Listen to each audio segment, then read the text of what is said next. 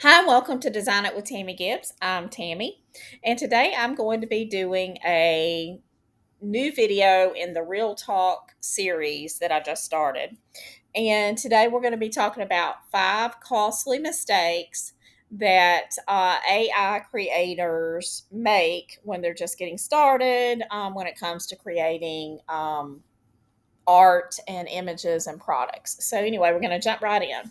So creating pretty art is the first mistake. You create pretty art, but you have no purpose with it. So we tend to get really caught up in our creation process, especially when we're working with like Artistly and there's so many cool tools to use.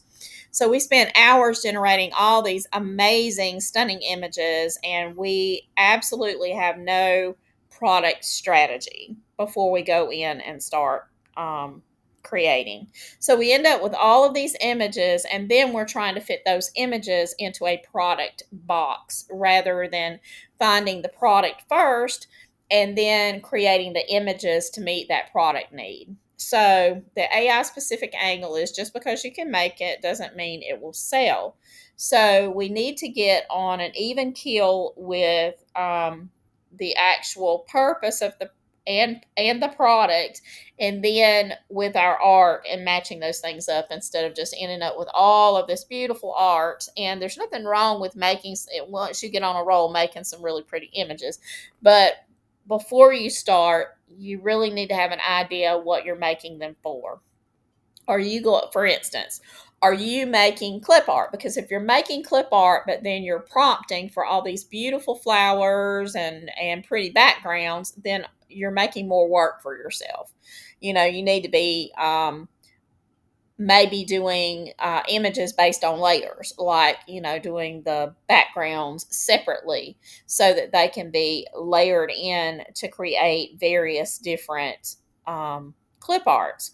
uh, you don't want to make it so complicated.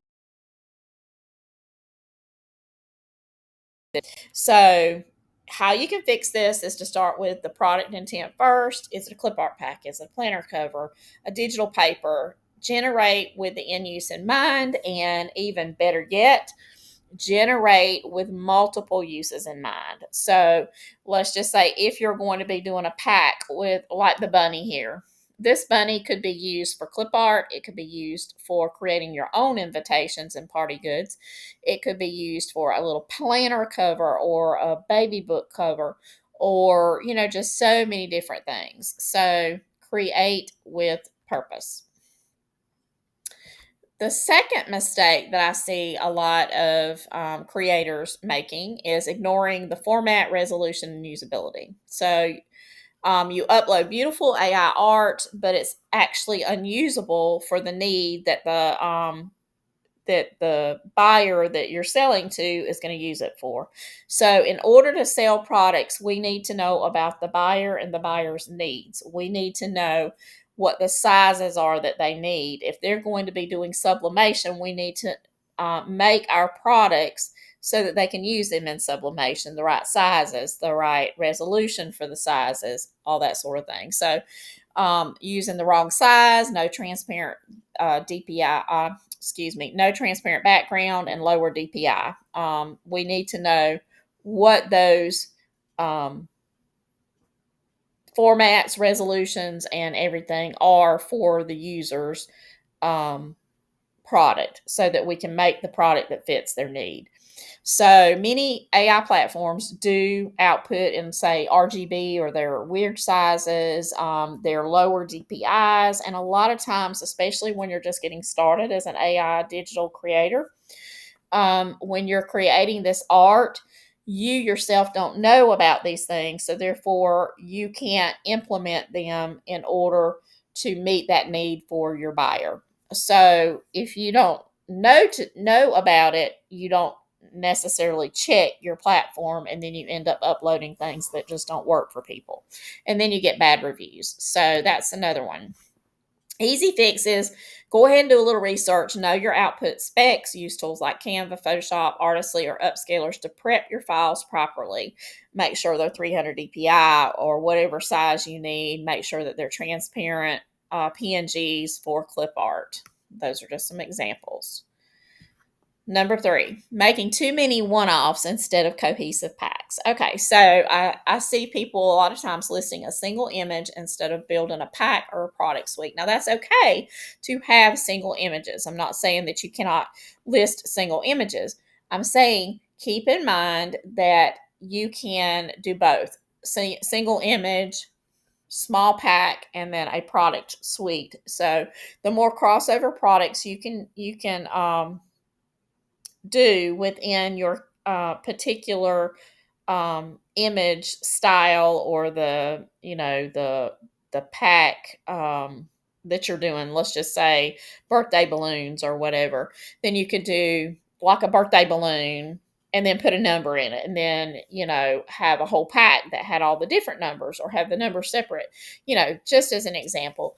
With AI, it is easy to make dozens of images fast, but they need to feel intentional and cohesive to sell. So make sure that your packs make sense, that you're including things inside your packs that are going to be usable and desirable for your buyer.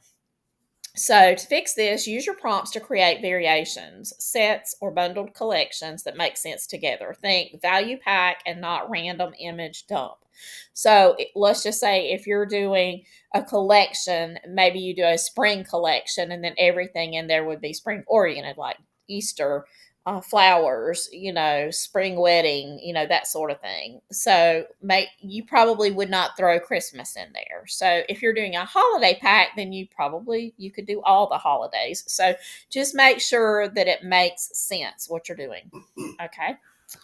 And our next one is skipping keywords and relying on the art to sell itself. Okay, so we can create beautiful art, but unless we get it in front of people, it's never going to sell. So the mistake is believing that beautiful equals sales without strong SEO and strong traffic, strong visibility. So AI artists often love the visual side, but ignore the business side, the Etsy or the platform side, the SEO, the keywords, and the titles. You need to treat your listing like a mini marketing campaign. Research keywords, write compelling descriptions, and use the language your buyers use, not just art terms. Because you need to get that product in front of the buyer or nobody's going to buy it. And we cannot ignore that part of our business, even though we are creatives. Okay, so thinking Etsy will magically deliver traffic is a mistake, because listing a product and waiting is no fun. So what you can do is you can be proactive and also implement different things like promote offsite, Pinterest, YouTube, email list, have a plan. Even 1 or 2 pins or a video can drive traffic and help Etsy learn your product has value.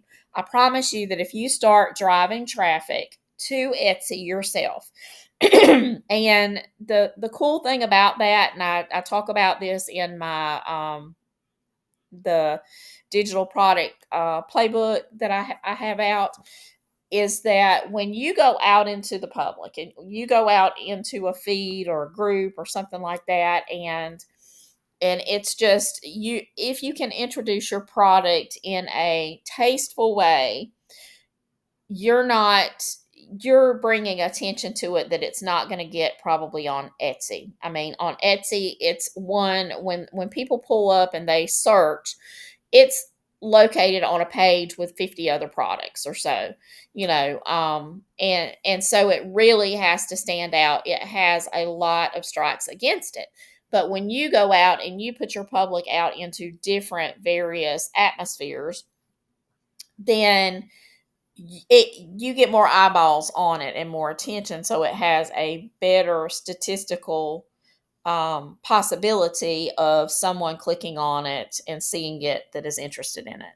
So don't be random, be intentional with what you're planning, and you can help drive traffic to your Etsy store. And then once Etsy picks up on the fact that people are coming to your store, and a lot of times when people are intentional, when they come outside of Etsy into Etsy, they're more likely to purchase. And so that sends great signals to Etsy's algorithms. And Etsy then will begin to pick you up and start putting you and dropping you into these little ads and pushing more people into your store because you are proving your product and you're proving that people want your product. And Etsy sees that as a win-win situation. So they're going to start pushing you a little bit better. So it really is never too late to develop good strategy for getting your product seen and sold. Now, the Digital Product Creators Playbook and my AI Artist Playbook series can help you. The AI Artist Playbook series helps you learn to prompt and create amazing AI images using Artistly or any AI generator platform. And then the Digital Product Creators Playbook helps you with visibility, traffic, and all these other things you need to know to grow your business. So here's a little bonus tip. Not protecting your work or knowing the licensing rules is a mistake. Use tools that generate safe to sell art like Artistly with licensing. Don't mix in copyrighted terms, example, Harry Potter themes, things like that that can get you banned. So know your business and you will be more successful. And I hope you've enjoyed this video. I like these little quick videos that I'm trying to kind of intersperse with my longer tutorials so that we can mix in a little bit of business with the art. Because, like I said, if you have beautiful art and nobody sees it, then you're not going to realize the profit and the potential for your products that you should.